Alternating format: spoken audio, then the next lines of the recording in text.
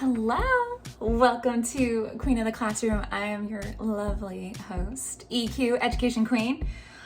I want to have a continuation of what we discussed last week. And last week I talked about how I had a really rough day and I needed to apologize to students. What I did not mention was that one of my classes, we all know from last year, 3rd versus 7th had a huge battle for my affection about who was the best. And I don't know if we've ever claimed a winner on that, so we might have to revisit sometime. This year, I believe that big competition, now there's competition between all of my students. I think I pretty much egg it on, which is fine with me because I too enjoy a nice competition. But I think my two heavy hitters that just go after each other are 2nd and 8th period. So had the really rough day, right? Dished out some apologies to students, and then my 8th period. Got to my 8th period, and that's what I want to discuss today. Talked about having a rough day. I'm pretty transparent with students. I think it's healthy to tell them what is happening to a certain extent. Obviously nothing too personal, but I want them to see me as human. And so I'm pretty authentic, I'm pretty real, I'm pretty myself in front of them because I don't know how else to be besides myself. So I was taking attendance. We always start off class the same way with silent reading, and we usually do some annotation, or we have a bell ringer or something following up with the silent reading.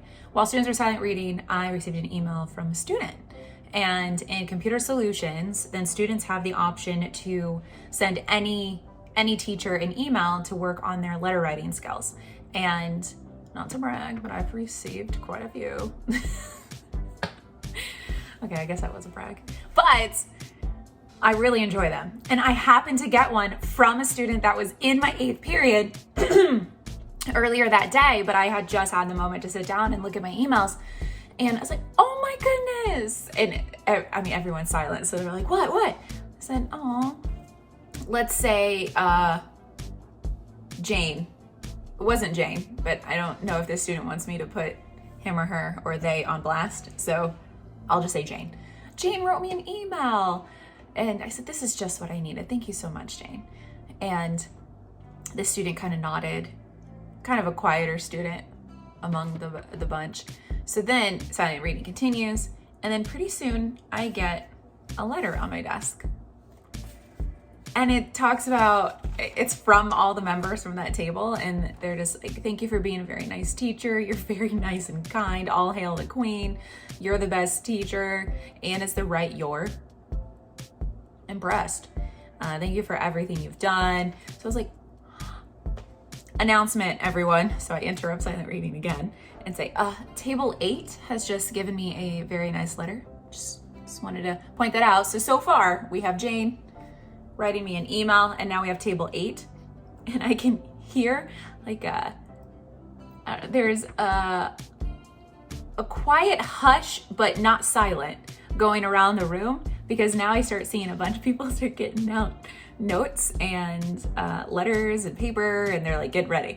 So class continues, and then I get another one, and then another one, and then another one. And each time I keep announcing update in case anyone's keeping track here. Now we have, and I go through the whole list, and then I get another one, and then I get a revision from another table with a picture. Yeah, it just keeps going. It just keeps going. Like, I have another one, and then I have another one, and then I have a poem. Like, it just keeps going.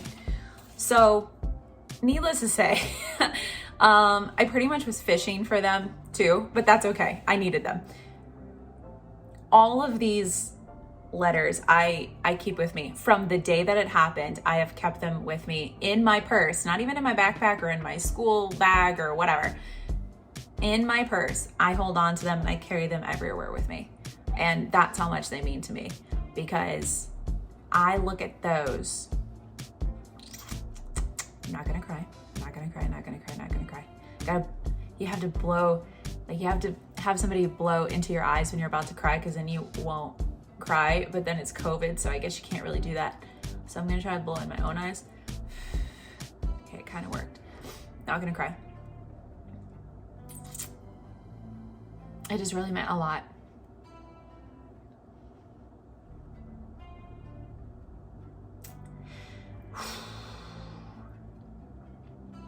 And I don't know if they know that.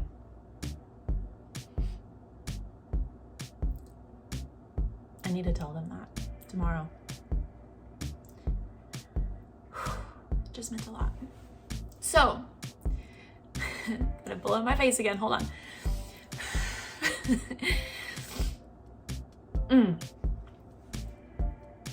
There's so much good in the world.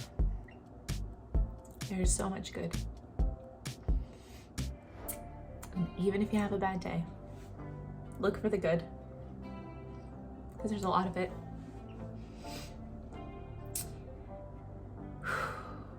I'm gonna do one of my favorite warm-ups next week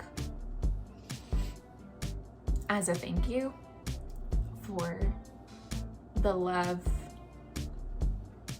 that I just so generously received from students when I was having a bad day. It's one of my favorites. I do it every year. I haven't done it yet with this group, but it's one of those that you'll always remember doing. The same that I will always remember all of these notes. Just words have power. Words have power. There's some really good humans out there. I'm really blessed. So, I'm lucky. I'm really, really lucky. I don't even know if there was a moral to the story today. It kind of took a turn that I didn't think it would. Whew. Just thanks. Thank you. Thank you. And I'm gonna keep holding on to these letters. Some good people. Whew. Okay, I'm gonna wrap this up. And I hope you have a wonderful day. Or make it a great day. Make smart choices.